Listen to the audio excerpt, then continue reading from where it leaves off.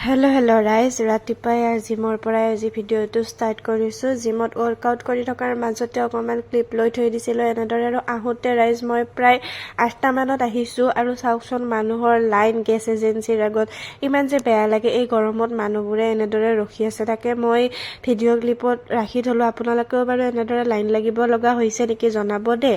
আকৌ একেদিন যিহেতু বহুত গৰম আছিলে, সেয়ে আহোঁতে আকৌ এয়া নাৰিকল আনিলোঁ, ডাব নাৰিকল, যিহেতু গৰমত খাব লাগে, আপোনালোকেও খাই থাকিব দেই। আৰু ঘৰত আহি মই ভাত খালোঁ। ভাত খায়ে আকৌ মই যিহেতু ৰেজিনৰ কাম কৰিয়ে আছিলোঁ, সেই ৰেজিনৰ কামখিনি আকৌ ভালদৰে ষ্টাৰ্ট দিলোঁ। পিছে ৰাইজ মই অকল এস্থেটিক ক্লিপ এটাহে লৈ থৈ দিছিলোঁ, তাকে আপোনালোকক দেখাই দিলোঁ দেই। ইয়াৰে ফাইনেল লুকটো মই সোনকালে দেখাম বাৰু।